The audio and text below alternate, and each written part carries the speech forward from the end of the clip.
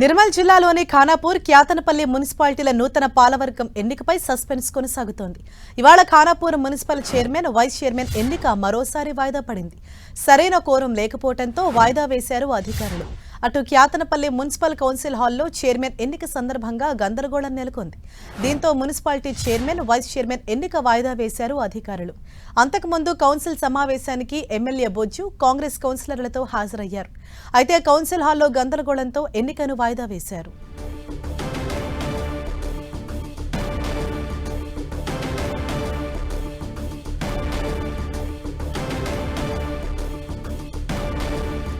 ఇదే విషయంపై మరింత సమాచారం మా ప్రతినిధి ప్రేమ్ సాగర్ మనకు అందిస్తారు. ప్రేమ్ సాగర్.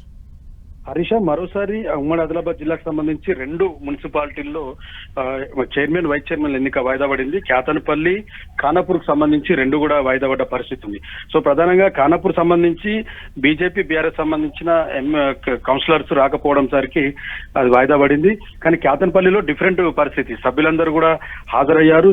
అటు బీఆర్ఎస్, సిపిఐ పొత్తుతో ఉన్న 14 మందితో పాటు కాంగ్రెస్ పార్టీ ప్లస్ ఇండిపెండెంట్ సంబంధించి అందరూ అభ్యర్థులందరూ కూడా హాజరయ్యారు. అయితే ఈ సమావేశానికి ముందు కొంత గందరగోళ పరిస్థితులు బయట నెలకొన్నాయి. అటు మంత్రి వివేక్ వెంకటస్వామి కావచ్చు, మిగతా బాల్క సుమన్ కావచ్చు, వీళ్ళందరి మధ్య కొంత కాంగ్రెస్, బీఆర్ఎస్ కార్యకర్తల మధ్య గొడవ జరిగింది, రాళ్ల దాడి జరిగింది. మొత్తం కూడా పోలీసులు లాఠీ చార్జ్ చేసి ఒక హైడ్రామా క్రియేట్ అయిన పరిస్థితి ఉంది.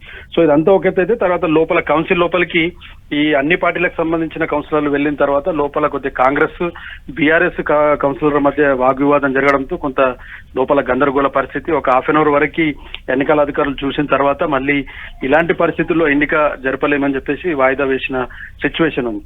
సో 2 పార్టీలు కూడా ఆరోపిస్తున్న పరిస్థితులు ఉన్నాయి. అటు మంత్రి వివేక్ వెంకటస్వామి కావాలని వాంటెడ్లీ మెజారిటీ ఉన్న బీఆర్ఎస్, సిపిఐని చీల్చడానికి, అక్కడ నుంచి కౌన్సిలర్లను లిఫ్ట్ చేయడానికి ఇలాంటి 2 సార్లు ఇప్పటికీ వాయిదా వేసే ప్రయత్నం చేశారు.